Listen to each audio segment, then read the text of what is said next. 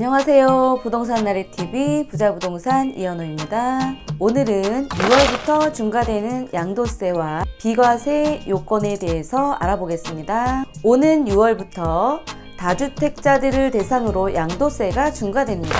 다주택자 양도세 중과는 다주택자가 조정 대상 지역에서 주택을 매매할 때 기본 세율에 추가 세율이 붙는 것을 말하는데요. 양도세 중과 내용에 대해 확인해보고 꼼꼼히 숙지하는 시간을 가져보겠습니다.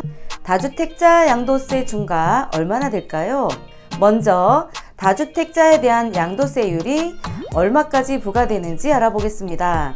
양도소득세 기본세율은 양도차익에 따라 최소 6%에서 최고 42%인데 2주택 보유자부터는 10%가 추가되고 3주택자는 20%가 추가되는 세율이 부과되는 것입니다. 1년 만기의 단기 보유자는 양도세율이 기존 40%에서 70%로 올라가며 조정 대상 지역의 3주택 이상 보유자에 대한 양도세 최고 세율은 기존 65%에서 75%까지 오르게 됩니다. 이 때문에 가중되는 세금에 대한 부담으로 6월 전 주택을 처분하는 경우도 많이 발생했는데요. 하지만 양도세 중과 예외사항도 있습니다. 양도세 중과 적용 예외 대상은 첫째로 수도권 및 광역시, 세종시에 보유한 3억 이하의 주택이나 10년 이상 운영 중인 장기 사원용 주택, 그리고 5년 넘게 운영한 가정 어린이집은 제외됩니다. 또한 2주택자도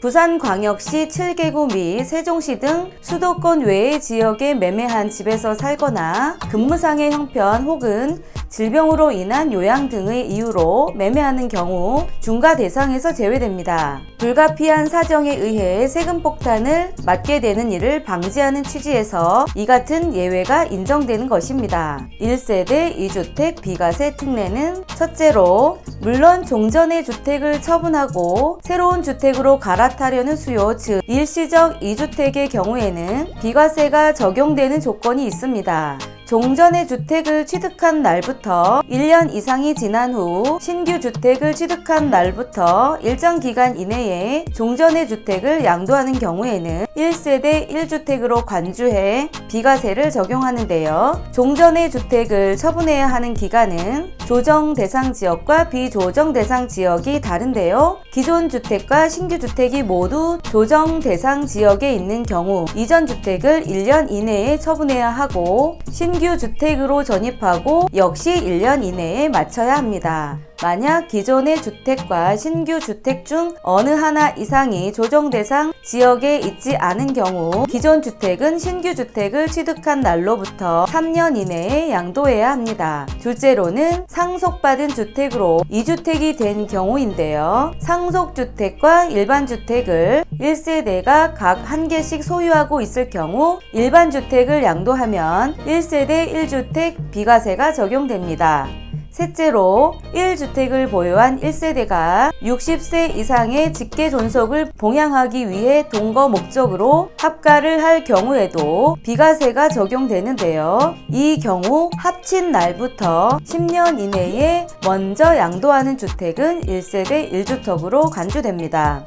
그 밖에 혼인으로 1세대 1주택자가 만나 이 주택을 보유하게 되는 경우는 혼인한 날부터 5년 이내에 먼저 양도하는 주택은 역시 1세대 1주택으로 보아 비과세가 적용한다고 합니다. 양도소득세 계산은 어떻게 할까요? 양도소득세 부과율 또는 중과된 부과율을 적용한 세액 계산 방법을 알아보겠습니다.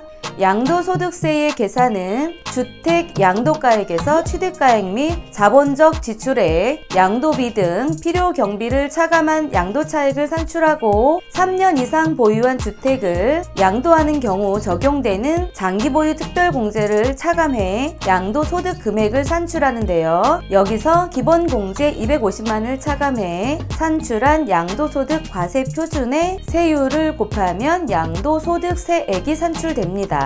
소득세법이 규정하는 과세표준에 따라 기본세율은 아래와 같습니다.